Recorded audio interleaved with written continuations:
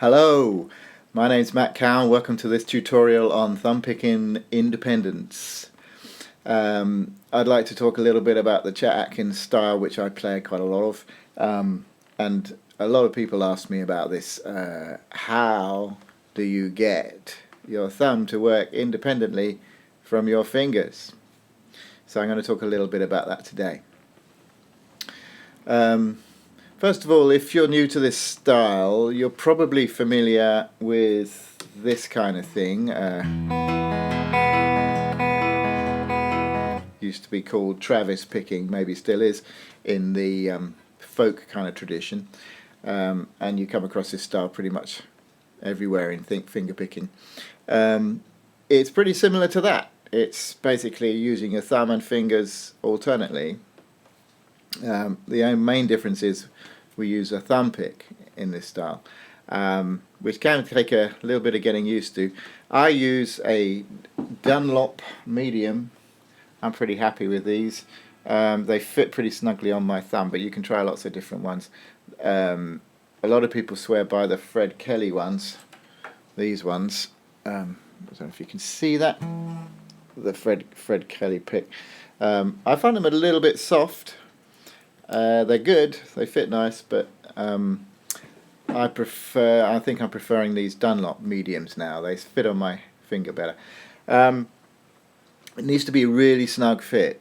It's going to feel uncomfortable to start with, but you need to get used to it, and you will, because you'll be practicing a lot with this.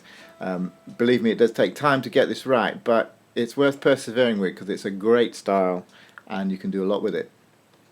So the basic thing is to start simple with this. So we're just going to play some quarter notes with a thumb pick, just like this. So I'm going to use a metronome, and this metronome is set at about 70 odd, I think. So we count off in 4/4. It'll be 1, 2, 3, 4. 1, 2, 3, 4. Pretty simple, you say. Okay. So it doesn't sound quite right. We need to mute the strings. So in this style, the palm mutes the bass strings only. So you need to angle the hand up slightly so that you're not touching the treble strings. You're just on the 3 bass strings and slightly coming off the 4th string. So then we get this kind of sound. That's it. So now that with the metronome sounds like this, which is more like it. And the thumb can be quite strong here. It follows through. 1, 2, 3, 4, and so on. So that's the basic thing that the thumb does. It's going to be playing on different strings, which we'll get to in part 2 of this tutorial. So I'm just going to concentrate really just on this one string for the moment and adding in a chord. So we're going to play an E chord, and I'm going to play it on beat 1 of the each bar. This is going to be played with IMA fingers on the 3rd, 2nd and 1st strings. So pretty much like a classical guitar position, if you're familiar with that, except the thumb now is coming into the sideways rather than like that with the classical. So let's take the metronome off. So we're going to be playing the E chord on beat 1. 2, 3, 4. 1, 2, 3, 4. 1, 2, 3, 4. 2, 3, 4. Okay, get the idea? Now we just add that on other beats in the bar. So counting off, it'll be 1, 2, 3, 4. 1, 2, 3, 4. 1, 2, 3, 4. 1, 2, 3, 4. 1, 2, 3, 4. 1, so on. So you get all the combinations of each beat playing a chord and keeping the thumb going. The next thing we're going to do is we're going to add in the chord on off beats. Let me just talk a little bit about that. So an on beat is the count on the 1, 2, 3, 4. The off beat is the 8th note, which is in between that.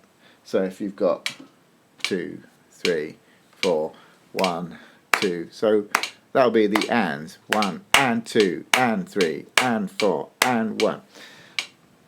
So that will sound like this. So if we do it on the and of 1, it'll be 1 and 2, 3, 4, 1 and 2, 3, 4, 1 and 2, 3, 4, and so on. So then you can place this on the and of 2, 3, and 4.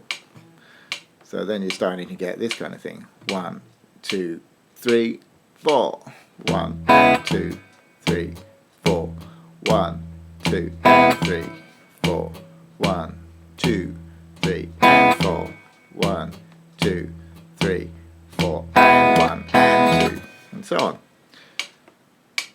So with those two things, you have the basis of pretty much everything that's going to happen in this kind of music, because you're either playing on the beat or off the beat with the fingers whilst this thumb keeps going.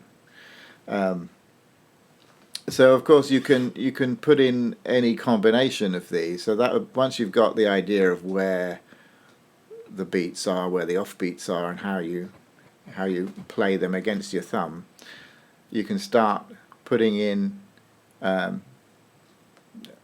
two different ones in a bar. So if you're keeping to the on beats, just do this. So you can play the 1s and 3s, maybe 1, 2, 3, 4, 1, 2, 3, 4, 1, 2, 3, and so on. Any combination, it could be 1, 2, 3, 4, 1, 2, 3, 4.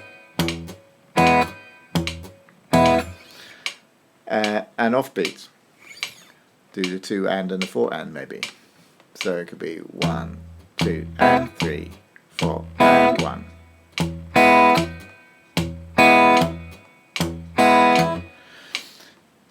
And then you can do combinations of on beats and off beats. So you could do beat 2 and beat 4 and maybe 2, 3, 4, 1, 2, 3, 4, and 1, 2, 3, 4, and 1, 2, and so on. So the possibilities with this kind of practice are pretty endless, really. You imagine all the different combinations that you can have, and it's a really good way, it's a simple way, just using the 1 chord, the 1 string with the thumb, of just getting used to the fingers working on off beats and on beats against a regular thumb. So I think that is enough for this lesson. In the next lesson I'm going to go further into using single notes with the fingers and starting to use different strings on the thumb strokes, which will then lead into what this style is all about. So thanks for watching. Be sure to subscribe if you haven't already. That'll be great. Thanks very much. And if you want to get notifications of these videos, just click the notification bell. Thank you very much. I'll put links to a tab in the description below. Thanks for watching. See you again next time.